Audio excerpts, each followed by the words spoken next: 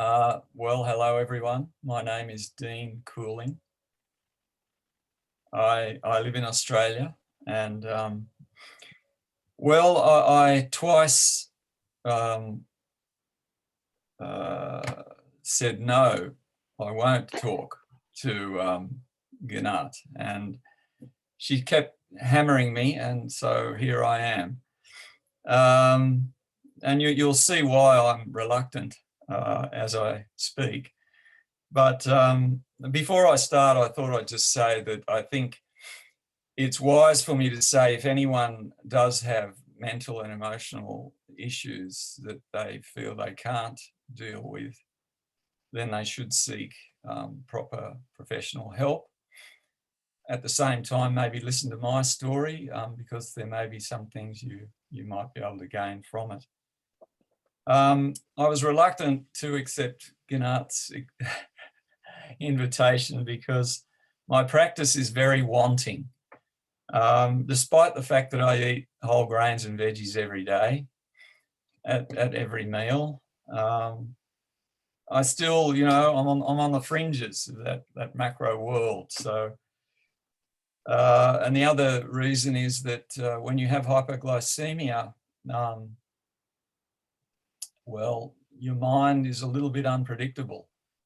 And while I've done a few talks and a few things over the years, I have tended to, walk away from them because I'm never quite sure, because my practice isn't as good as it should be. I'm never quite sure how I'm going to be.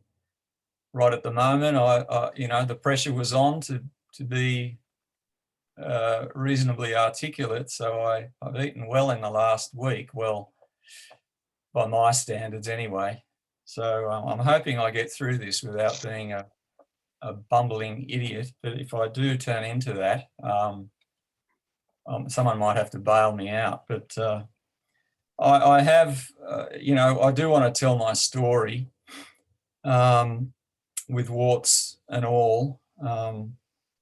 But before I do, I'd just like to, have a little introduction, and it goes a bit like this. We all know that, our upbringing, our family, our friends, our schooling, the society in which we live, the experiences that we have, all influence our character, our behaviour, very much, of course. And some incidences in our formative years are very deeply etched and do influence us throughout our lives. I have a spiritual teacher, an Indian man who passed away in 1952, Paramahansa Yogananda, who left a huge body of work. And I mean, he wasn't the only one, but he suggested that our past incarnations also affect us in this present life. The things that we carry on from previously are somehow embedded in our subconscious and affect the way we behave, the way we think, what we're drawn to, the things that we need to work on in this life. George Ohsawa, as we all know, as the founding father of macrobiotics, said a little bit differently. He said physiology precedes psychology. You may have read that. Meaning that our internal condition, our key energy, our organ health or not so healthy, affects our thinking, our behaviour, our way of being, our character. So yes, we're a mixture of body and mind. It's like a coin. So the other thing I just raised, among the many definitions of macrobiotics is this one from George. He says, if you eat in accordance with nature, you will inevitably be healthy and happy. Nature gives us many things to choose from, which are good for us. The art of making such a choice is called macrobiotics. I like that definition because it's very broad. And as I said, I come from Australia. the first Australians who were here before white settlers came in 1788, the Aborigines, they ate a wide variety of animals. They also ate over 3,000 species of plants. They even had grains they cultivated, which we only sort of recently found out. And they made a bread type thing out of that. They ground it. They never boiled. I don't know whether anyone has read Weston Price's book, Nutrition and Physical Degeneration. He went in the 1930s for 10 years all around the world and went to many different countries and studied isolated cultures, what he called isolated cultures, that were eating their traditional foods and living the traditional lifestyles. And he found their health to be incredible in comparison to nearby communities that were eating processed foods, sugars, imported foods, all that sort of stuff. And he said there was a stark contrast between the isolated cultures that were eating traditionally and the other people. I mean, the isolated cultures ate from a variety of things. Some were having meat, some were having grains and veg. It was a mixture, but they were eating whole foods for the most part. And when he wrote about the Aborigines, it's just a beautiful thing to read. Not only them, but all the isolated cultures he visited. He wrote so beautifully and spoke so glowingly about their health and their morality and their way of being. They were really living in accordance with nature. So I like that definition of George's. I think the Australian Aborigines were macrobiotic. They were, that term Shindo Fuji, man and nature are not two. They were at one with nature. And so that's that. Just, we all know, but I'll just recap. We know that yang, in macrobiotics, we study the energy of food, yang and yin, and more central foods. We know that yang foods are the contracting foods, the meats and the chickens and red meat and salty cheeses and refined salt and eggs and that sort of thing. And up the other end, we've got the sweets and the alcohol and the tropical fruits and the spices, and they're more expansive. And we have the middle, which is the grains and vegetables and fruits and nuts and seeds, legumes, some pickles and seaweed as a general. And the idea is that if we aim for the middle, then, health and happiness follows naturally. Well, in my childhood, I had for 20 years very little of the middle and mostly of the extremes, as many of us did. But I showed signs of that. I mean, initially, if we look at our constitution, we study the ears in macrobiotics. I have very little lobe. My ears are high on the head, and I have a higher upper portion.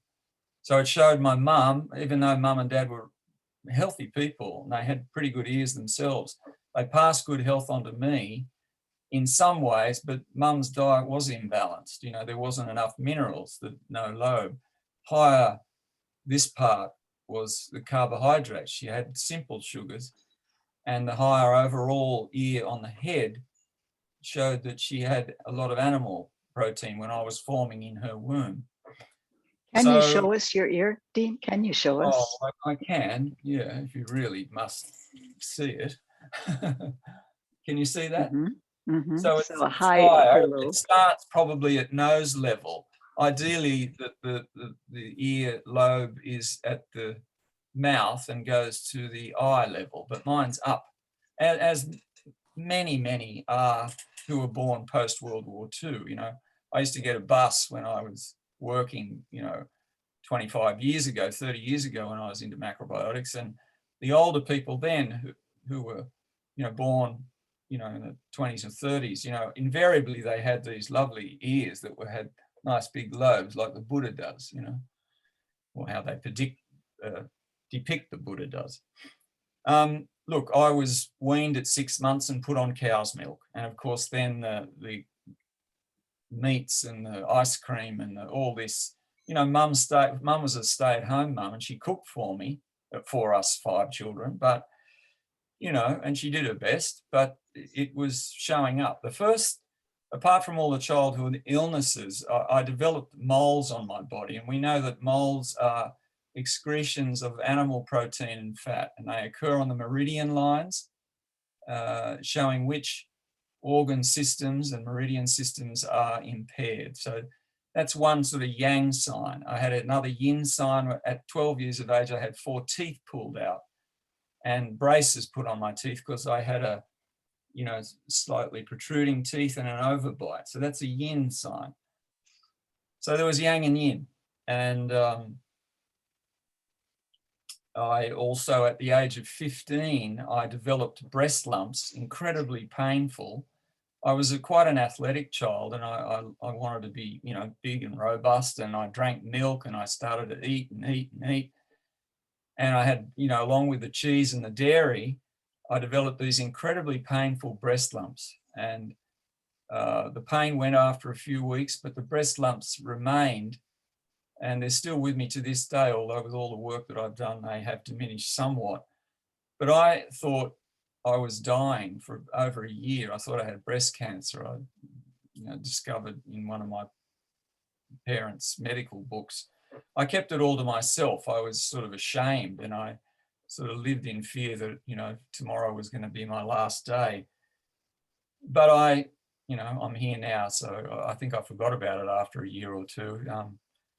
I'm just showing, some signs, physical signs, but there was also mental and emotional signs of imbalance there. Basically, I was a decent kid, but, I had the yang signs, a criticalness and resentfulness and anger and impatience, and I was somewhat unsympathetic and callous, the yang signs. The yin signs was that I was quite a teary teenager and shy and timid and, that sort of thing. I was both overly sensitive and insensitive at the same time. So that was there. I mean, I got through school and I got to uni, and that was when things kind of blew up. I got so scared of tutorials that I thought I was going to be asked a question and I would go red and I wouldn't be able to express myself coherently. And I used to suck in deep breaths and hold my breath to try and force emotions down that were coming up in me.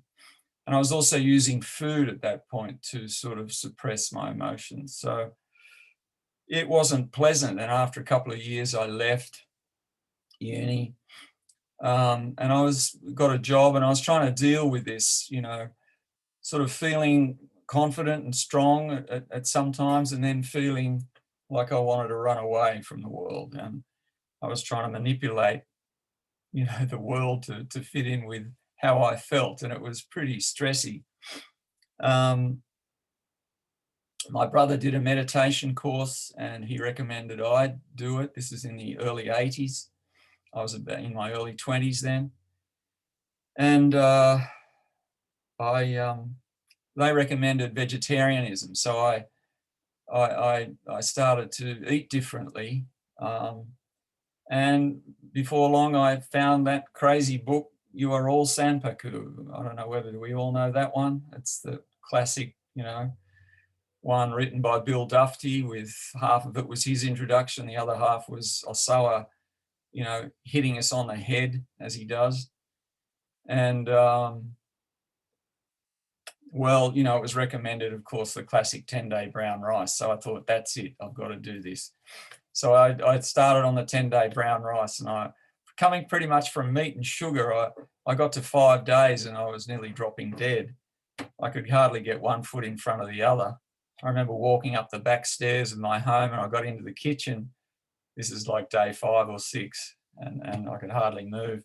And there was a green apple on the table, and I just grabbed it and bit into it.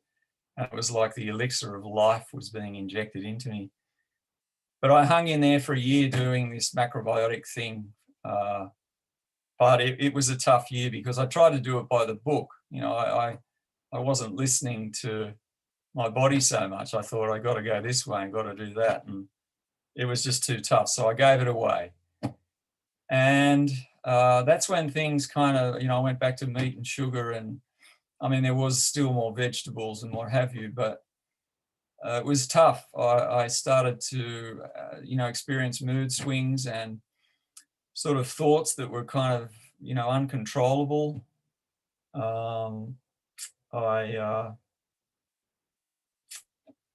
What did I do? I just, you know, was having a tough time of it. And I've got my notes here. Sorry, I'm just going to refer to them. Yeah, I had been sort of studying, you know, personal growth. So I was trying affirmations and that sort of thing, but I found it wasn't helping at all because, you know, I had this unstable base, you know, there was no stability. And that's what I think the beauty of macrobiotics is. It gives you, your body becomes stable and it becomes a platform on which you can work on the other areas that we all need to work on. So it got sort of so bad, to be quite honest, that I felt I could not control my feelings, my thoughts, my emotions. And by and large, I was getting by. I think, you know, on the looking from the outside in, you know, people thought, oh, Dean, you know, he's in, you know, he's not in an outgoing mood today, or he's in an outgoing mood today. But inside I was suffering, and for a while there, I don't think I would have ever taken my life, but I thought death was the only way out for me of this uncontrollable situation.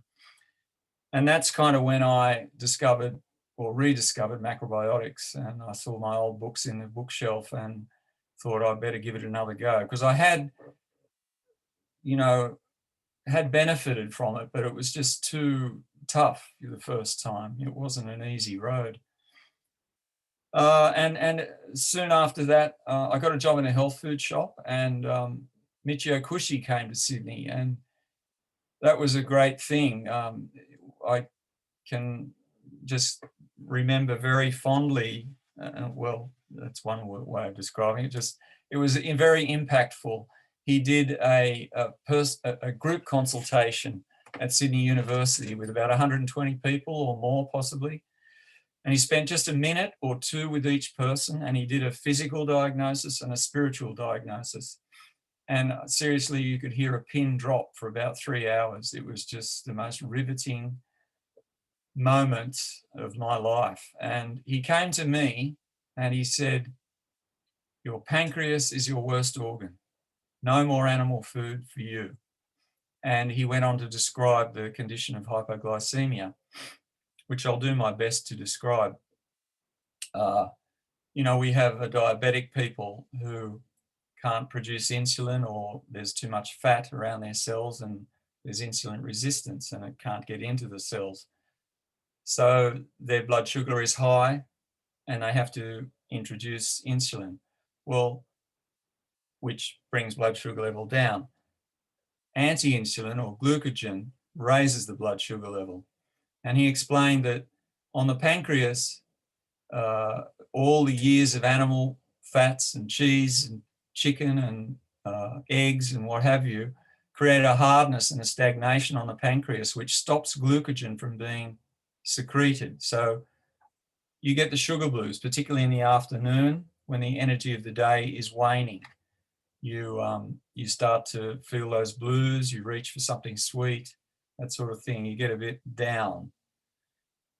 And it was wonderful to hear for me that it wasn't all in my head. I mean, sure, I had things to work out and room to grow, but you know, there is a physiological underpinning to it, which was wonderful, very liberating to hear. And so, you know, he told us that go down the middle road of the grains and veg, ginger compresses on the front.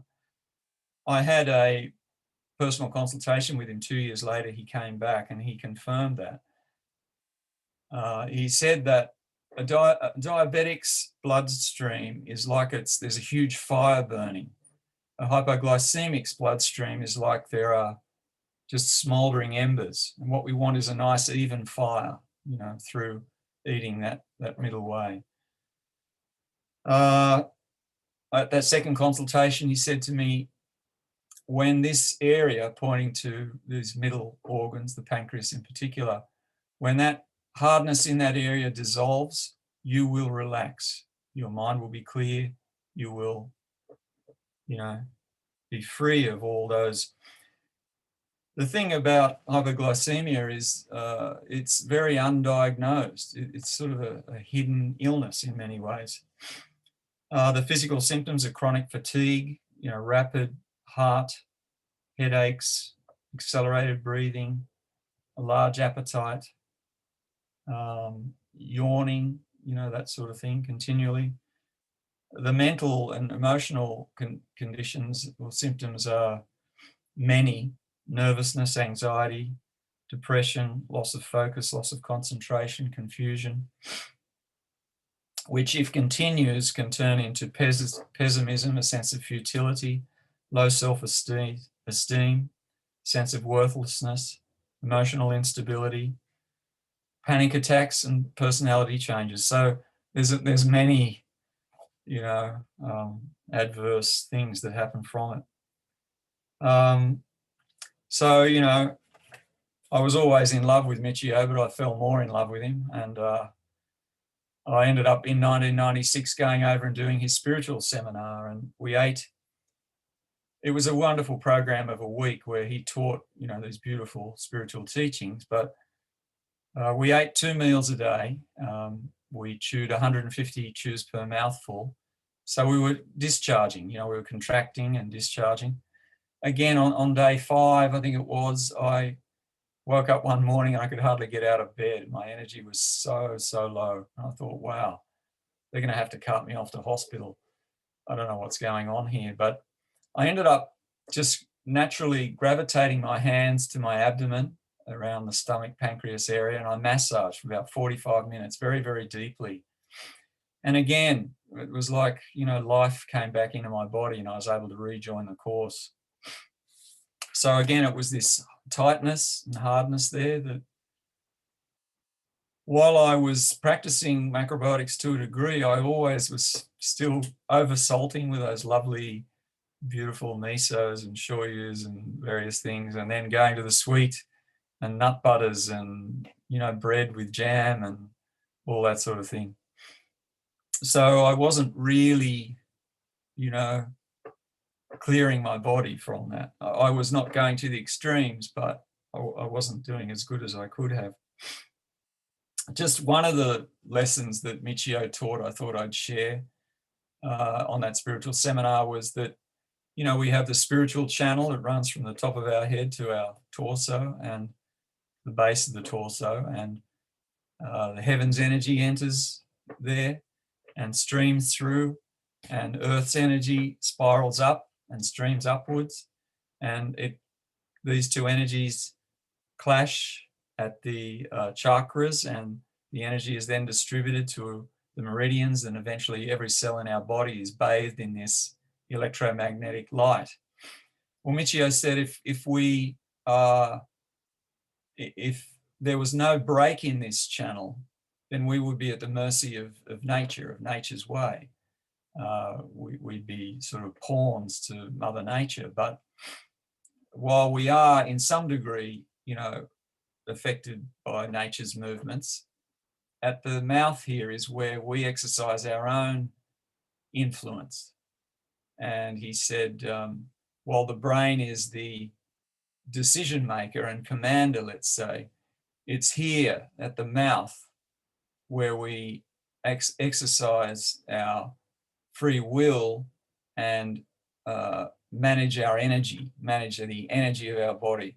The uvula that hangs down from the roof of the mouth and the tongue, between that area is where we exercise our free will by eating and drinking, by breathing, and by making sound through chanting or singing or speaking or silence.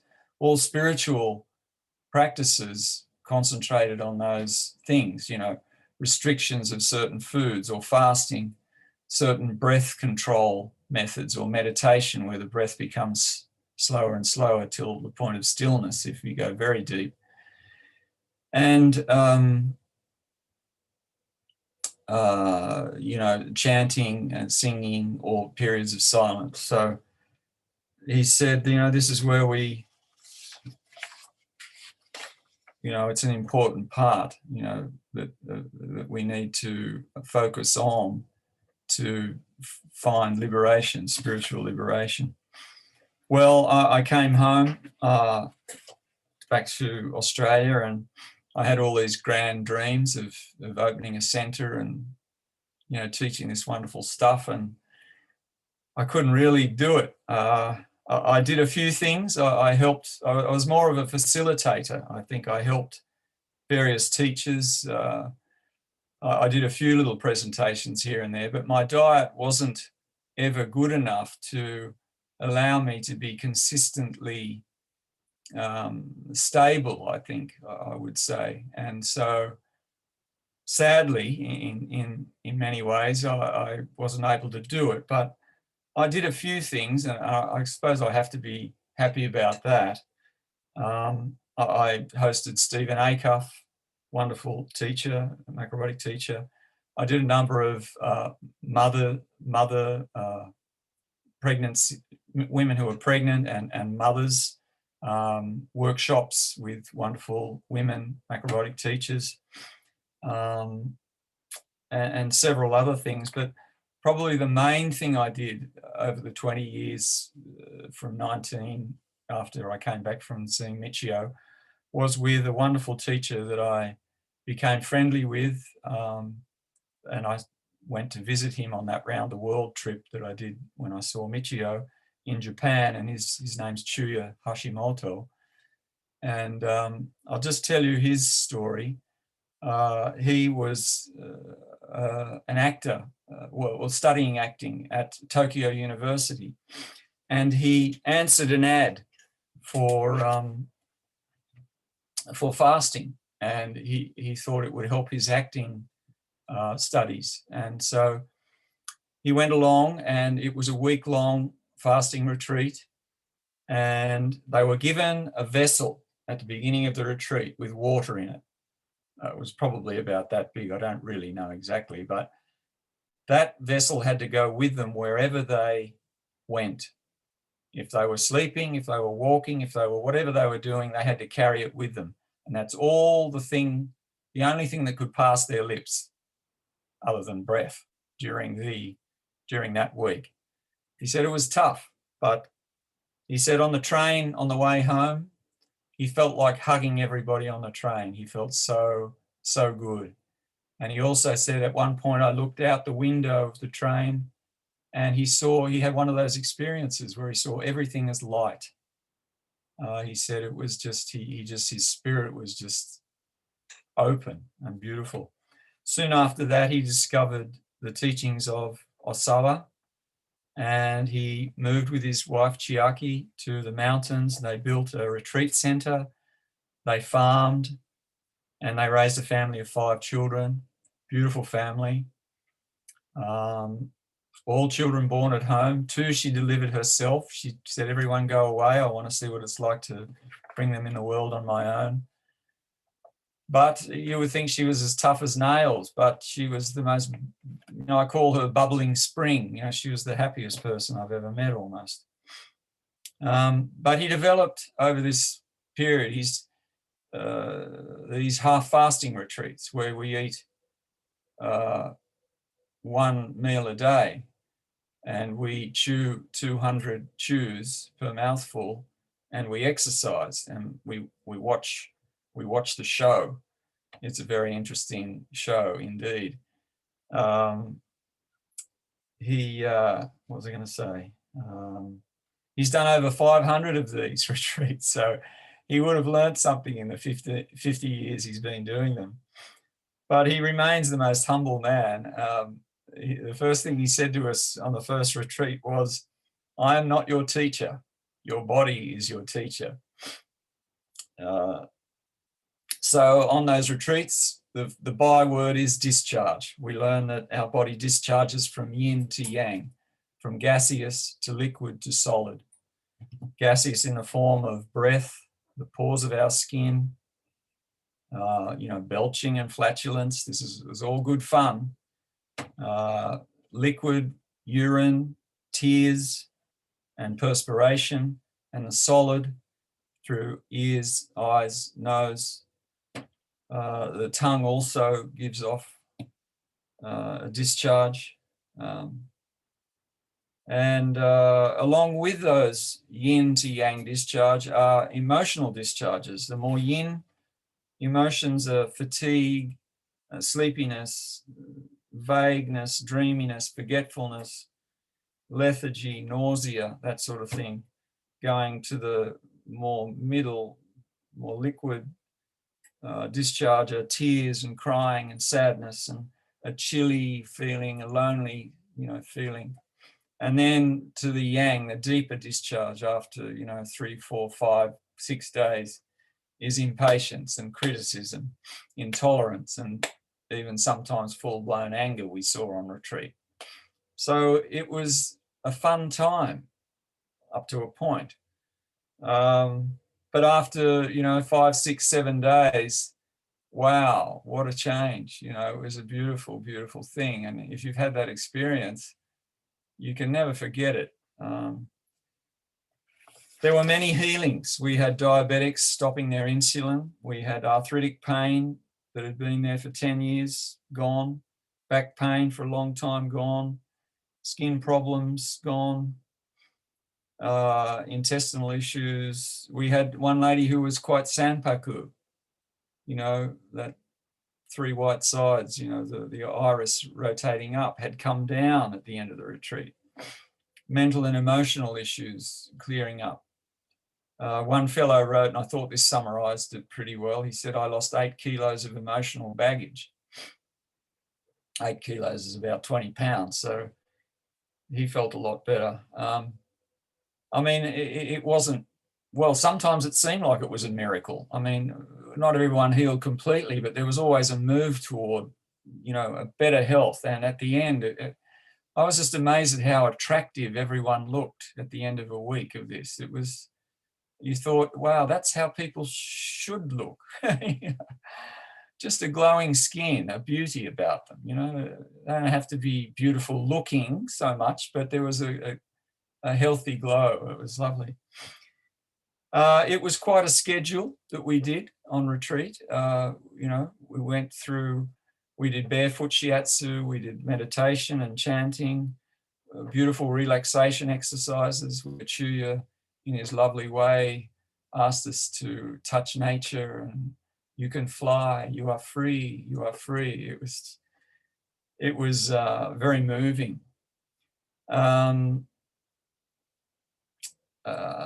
He would get us to massage our stomachs, and in his fun way, he would say, please say sorry to your stomach for all the hard work you put it through, eating 3 times, 4, 5, I don't know how many times a day, this sort of thing. So we'd have to massage our stomach and say, "Oh, you're on a holiday now, stomach. It's I'm letting you off the hook." One of his lectures was a beautiful one in his broken English. He drew a carrot on the whiteboard with the leafy part and the root part. And he said this carrot starts from a seed, and all the elements that go into it, the rain and the air, all the elements in the air, the sunlight, the soil, the elements and minerals in the soil, the decaying plant and animal matter, the electromagnetic energy that comes up from the earth and down from the sky. This forms the carrot, and what we're taking in when we eat the carrot is that all these elements of nature. If we eat naturally, you know, we're taking in nature and we're becoming one with nature. And he said, if we can eat that way rather than processed and you know, refined and all that, you know, food can be our umbilical cord to Mother Nature, he said. It's beautiful. And we certainly felt that on retreat. We felt very close. He said you can have an air feeling on retreat, where you feel no barrier between you and the environment. One of his little sayings, I do a bit of calligraphy and I've got it on the, you know, on my little framed thing out there. He says, we live within the universe, but our body is a universe too. If we can balance our internal condition with our environment or nature, we can create harmony. This is love, the true aim of macrobiotics and half fasting. And he said, you know, we have this spectrum of foods, you know, yang and yin and the middle. If we can bring our condition in the middle, where our mind and our body is clear, our consciousness is clear, and our body is well, then we can see both extreme yin and yang for what it is. And often it's just, you know, if people are very yang or very yin, it's just an expression of what they've taken in rather than their true character. Our true character is this balanced, you know, beautiful soul, really beautiful person, beautiful being. So I found that my, you know, this area that was tight and hard would always, you know, it would get contracted and I'd feel like there was a stone in there, and then after a few days away, it would go and I would feel, and I just was meditating the other day and I wrote down a few things, remembering back to how it was. I mean, you can create this in your daily life too, if you're, you know, well behaved, so to speak.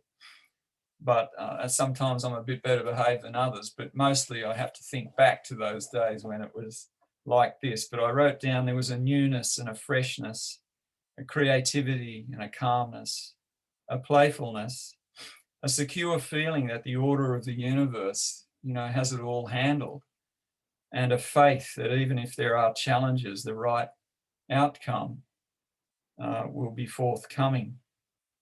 I think, you know, when you're in touch with your true self, and we all have that true self, I think, you know, food is an important part of reaching that place. Yes, so Chuya said, on the first meal we ate, he said, this is not dinner, this is training. But at the end of the retreat, he said, this is not training, this is, you know, this is lunch. And there was a dessert, and he was preparing us to get back into the world. And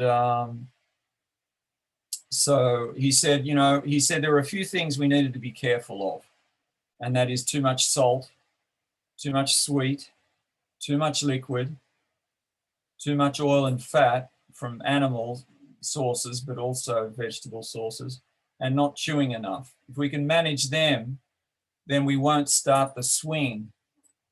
You know, he said, if we go back into our old ways, that the pendulum will start swinging again. So we want to stay, we're always swinging, but let's sort of keep it in check. Well, that's easier said than done. I often went back with high hopes, and yeah, I think there's certainly improvements, but more improving to do. I've probably just got a couple more minutes,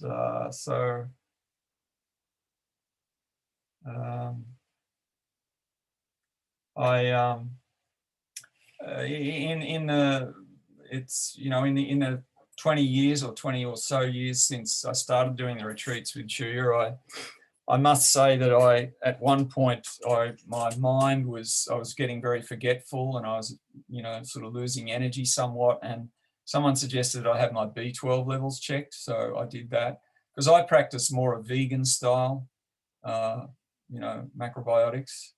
You know, it's very open to interpretation, which is great. You know, people can suit themselves, but I have a little bit of fish or a little bit of butter now and again, but not much. So I think I got my B12 levels checked and they were actually well below the normal range. So it was good for me to do that. And now I supplement once a week. Because of my food attachments, you know, I do get lung problems, sometimes pleurisy. I know how to manage it, but, you know, I put myself in that position. I blame nobody but me. You know, everyone always says to me, like 99 people out of 100 say, Dean, you're being too hard on yourself. And I just say, well, I'm just telling you the truth. It's in these hands what happens, you know. And from time to time when I'm, you know, being a little bit worse than normal, I relapse into sort of hypoglycemic periods where, you know, mind and body are out of kilter. So I struggle with it, and I have a spiritual teacher who, well, he said, you know, most people don't realize that our health, prosperity, and happiness are in large part due to the issue of the battle between our good and bad habits. And I certainly can vouch for that. I'd like to just, well, if I can do two things, I'd love to do two things.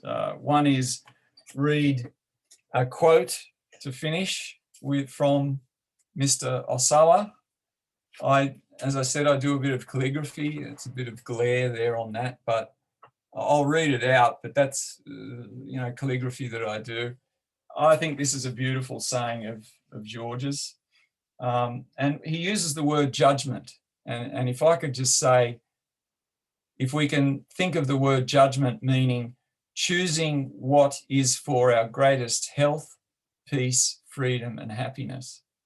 That's what he means by judgment, I think.